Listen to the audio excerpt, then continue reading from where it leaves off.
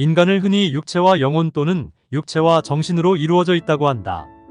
이러한 사상은 모든 사물이 보이는 형식과 내용으로 구성되어 있다고 보는 이원론적 차원이다. 그러니까 하나의 사물을 두 개의 관계 또는 양상으로 보는 방식이다. 마치 곡식이 껍데기와 알맹이로 구성되어 있다는 생각이 인간에게도 껍데기인 육신과 알맹이인 정신 또는 영혼으로 구성되어 있다는 뜻이다. 사물을 이런 식으로 보는 것은 하나의 관점이므로 이 자체가 오류라고 말할 수는 없다. 다만 이것을 두 개로 분리했을 때 그 각각이 고유의 기능을 실현할 수 있는가의 문제이다. 인간과 컴퓨터의 비교. 우리는 자신이 죽어서 그것을 관찰하여 살아있는 타자에게 정보를 전달할 수 없으므로 인간과 유사한 사물로서 그것을 유추해보는 수밖에 없다. 따라서 컴퓨터라는 인간의 발명품을 형식과 본질이라는 이원론적 차원에서 살펴보기로 한다. 이에 사람들이 흔히 가지고 있는 몇 가지 질문에 답하는 형식으로 생각해보자. 1. 영혼은 의식을 가지고 있는가? 하드웨어를 육신이라 본다면 소프트웨어는 영혼에 해당된다고 보면 거의 맞아 떨어질 것이다. 영혼 자체가 의식을 지니고 있는가 하는 문제를 파악하기 위해서 인간이 대상을 느끼고 지각하는 과정을 생각해 볼 수 있다. 먼저 인간 육체의 5가지 감각기관을 통하여 보고, 듣고, 맛을 알고, 냄새를 맡으며 더듬어 촉각을 느끼는 것은 신체가 없으면 불가능하다. 신체를 통하여 감각된다. 이것이 우리의 뇌신경에 전달되고 그것을 분석하고 사고하고 종합하여 비로소 그 대상의 개념을 형성한다. 형성된 그러한 개념에 의해서 우리의 정신은 다음 행동을 촉발시키는 것이다. 이것이 인간이 존재하고 행동하는 방식이다. 컴퓨터의 경우 키보드를 두드려 무언가 자료를 입력하면 내장된 소프트웨어가 그것을 해독하여 정보의 형태로 내장시키고 그것은 하나의 콘텐츠로 다른 내용을 파악하는 수단으로 사용된다. 이것이 컴퓨터의 존재 방식이다. 그러면 컴퓨터라는 기계장치인 하드웨어 그 자체를 인간의 육신으로 보았을 때 그것의 기능이나 받아들인 자료들은 모두 소프트웨어에 해당되는 영혼에 해당된다고 할 수 있다. 그러면 이 경우 이 두 개가 분리되어 별도로 어떤 기능을 할 수 있는 것은 아니다. 즉 몸체가 고장나면 내용물은 제 기능을 발휘하지 못한다. 이것은 인간의 신체가 고장나면 정신이 제 기능을 발휘할 수 없는 이치와 같은 것이다. 따라서 이 두 개는 분리되어 어떤 기능을 할 수 있는 것이 결코 아니다. 즉 인간도 신체 없는 영혼이 어떤 기능을 하거나 의식이 있거나 한 것이 아니기 때문에 그것을 별도의 개체로 보는 것은 불합리하다. 이것이 신체와 영혼이 일원이라는 증거가 될 수 있다. 이것은 현대 뇌의학이 발달함에 따라 더욱 분명해지기 때문에 인간이 죽으면 영혼이 분리되어 지옥이나 천국에서 고통과 쾌락을 느낀다는 믿음이 미신임을 알게 된다. 불합리한 사고를 가진 사람들은 흔히 자기가 믿는 것에 과학이나 사실을 맞추려고 노력하지만 합리적인 사람이라면 밝혀진 과학과 사실에 자신의 믿음을 조정하려고 할 것이다. 그래서 오늘날 영혼이 불멸하여 내세의 복락을 강조하는 것이 점차적으로 설득력을 잃어가고 있기 때문에 그러한 것들을 가르치는 기독교의 신도수가 급격하게 감소하는 원인이 되고 있다. 2. 영혼은 멸성인가? 성서에서 몸은 죽여도 영혼을 죽일 수 없다는 말은 영혼이 신체가 아니라는 것을 지적한다. 앞의 설명에 의하면 신체가 죽으면 영혼은 그 기능을 상실하여 어떤 역할도 할 수 없음을 설명하였다. 그렇다면 인간 영혼이 사라진다면 인간에게는 아무런 희망이 남아있지 않게 된다는 결론에 이른다. 영혼의 멸성을 주장하는 비교적 근대 기독교 종파는 그 대안으로 재창조론을 주장한다. 즉 당사자는 죽었다 하더라도 그와 똑같은 인간을 다시 창조할 수 있다는 주장이다.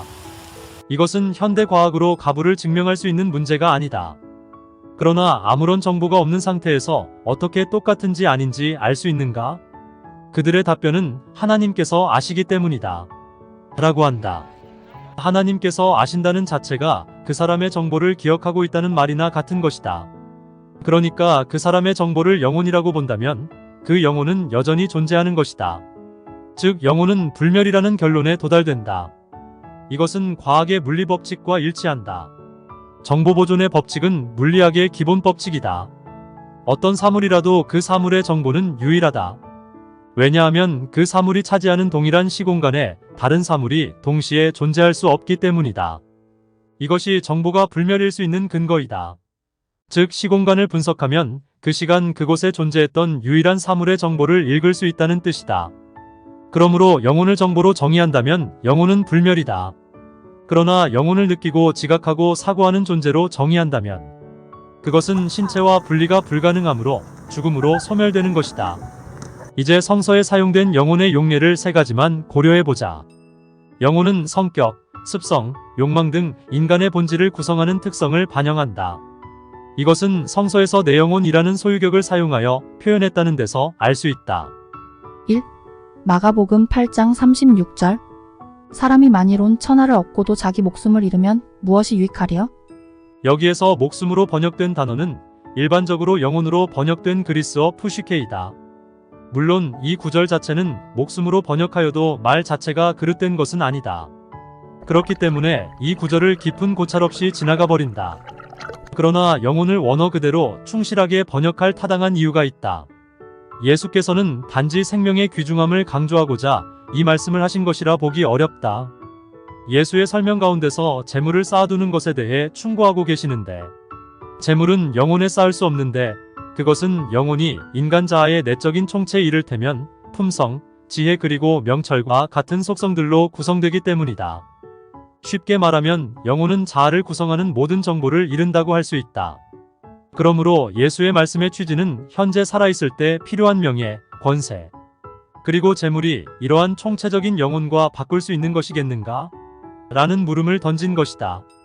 이 물음은 하나님의 영원하심과 다가올 인간의 영원한 생명과 관련하여 현 생명에서만 가치를 바라는 것과 영원히 가치를 바랄 수 있는 것과의 비교이다. 물론 예수께서는 영혼이 사후세계에서 의식하며 살아간다는 것을 말씀하신 것은 아니므로 인간의 부활을 염두에 두고 영원한 생명에 불어넣어질 영혼에 관해 말씀하신 것이 분명하다.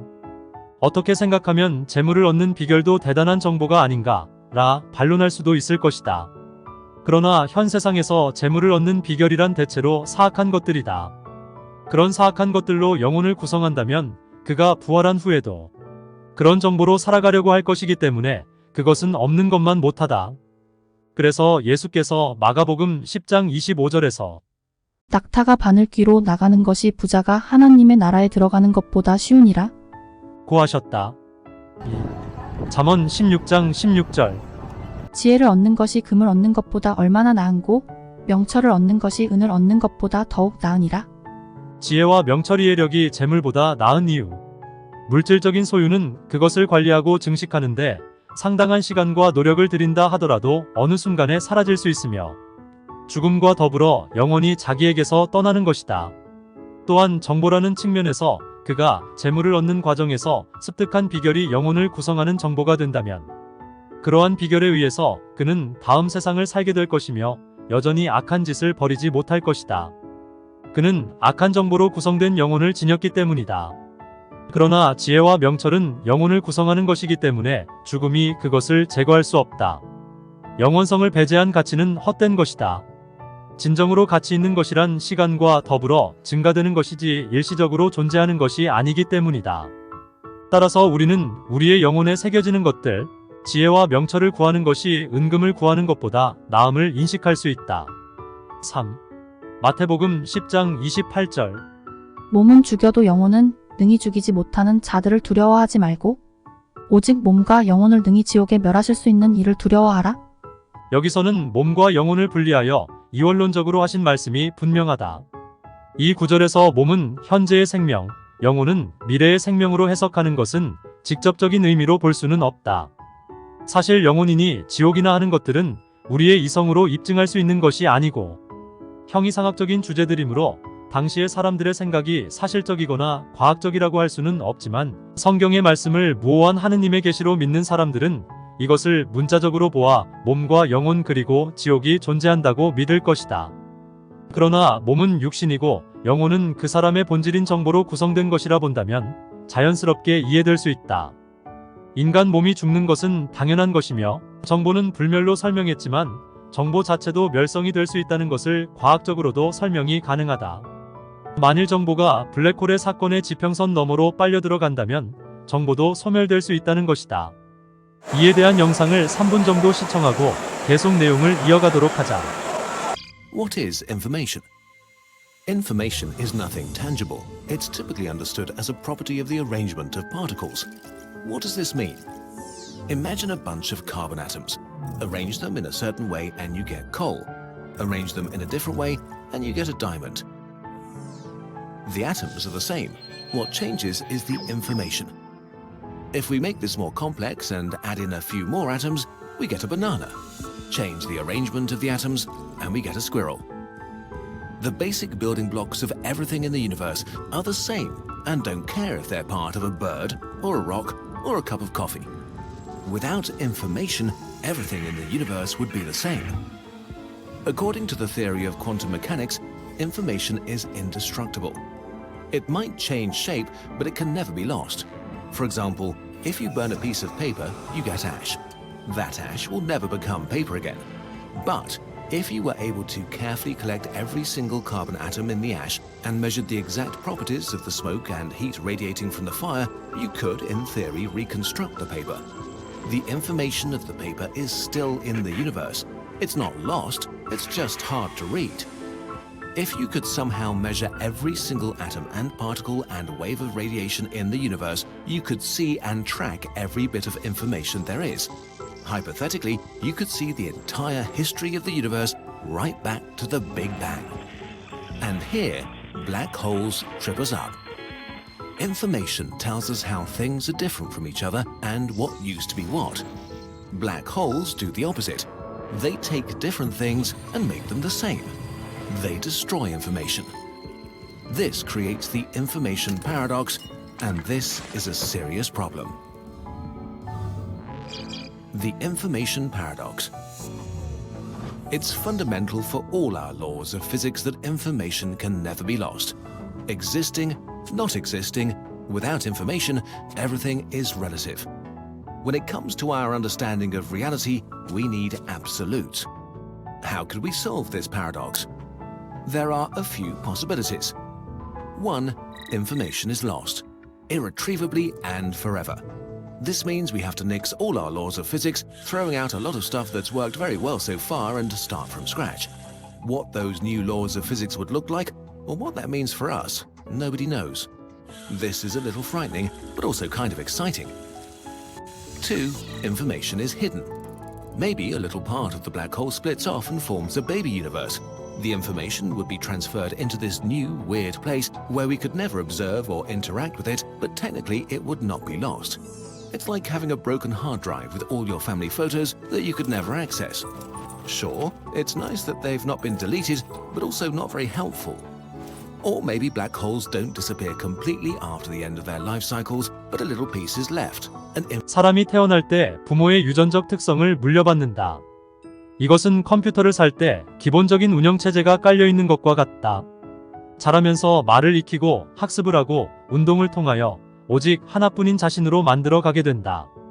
이것은 컴퓨터의 사용에 따라 사용자가 필요한 프로그램을 그 컴퓨터에 다운받고 자신만의 고유한 프로그램 체제를 만들어가는 것과 같다. 즉, 육체는 컴퓨터의 하드웨어여, 영혼은 소프트웨어에 해당되는 것이다. 컴퓨터가 출시될 때 기본적 소프트웨어가 깔리는 것처럼 태아가 잉태시 부모의 특질을 가진 영혼이 형성되는 것이다. 태어나 여러가지 환경과 교육에 의해서 이 세상에서 오직 한 사람이 되는 것은 컴퓨터의 사용에 따라 모두 내용물이 달라지는 것에 비교될 수 있다. 4. 창세기 2장 7절. 여호와 하나님이 땅의 흙으로 사람을 지으시고 생기를 그 코에 불어넣으시니 사람이 생명이 되니라. 이 말씀은 인간이 완성되어 기능을 하기 직전의 상황을 묘사한다. 인간은 숨을 쉬지 못하거나 심장이 멈추면 살아있지 않는 것이다. 따라서 창세기의 이 장면은 인공호흡을 통하여 심장이 뛰게 만드는 과정으로 볼 수 있다. 인체의 모든 것이 완성된 상태에서 최종 마무리 작업을 묘사한 것이다. 무언가를 작용시켜 인체가 정상적으로 기능하기 시작함에 따라 그 영혼은 살아있는 영혼 곧 생명으로 묘사된 것이다. 인간은 다른 동물보다 인체가 훨씬 복잡하고 정교하다. 그것이 진화이든 자동차를 만드는 것과 같은 과정이든 인간으로서의 기능을 하기 직전의 묘사라 볼 수 있다. 따라서 2단계 전까지는 살아있는 영혼이 아니었다. 동작하지 않으면 살아있지 않는 것이다. 마찬가지로 호흡이 끊어지거나 심장이 멈추면 생기를 불어넣기 전의 상태와 똑같은 것이다. 그래서 성서는 그러한 상태가 되는 것을 생기 전의 흙의 상태로 표현하는 것이다. 너는 흙이니 흙으로 돌아갈 것이니라 하시니라. 창세기 3장 19절. 인간이 죽는다는 것은 컴의 기능이 더 이상 작동할 수 없게 되는 경우와 같다. 즉 하드웨어가 정지되는 것이다. 이때 내용물인 소프트웨어는 그대로 존재하더라도 더는 작용될 수 없다. 인간의 죽음은 신체의 기능이 정지되므로 그 내용물인 영혼이 더 이상 작동되지 못한다. 따라서 그 기능을 되살리기 위해서는 다른 새 하드웨어가 있어야 한다. 즉 아무것도 들어있지 않는 육신에 그 영혼을 이식하면 된다. 이때 영혼이란 인간의 소프트웨어인 유전적 특성과 더불어 후천적으로 익힌 감정과 정서, 그리고 지식이나 신체적 훈련 등을 포함한 그 인간 자신의 총체적 내면을 의미한다. 인간의 신체는 기능이 다해서 죽지만 소프트웨어인 영혼은 고스란히 시공간에 간직된다.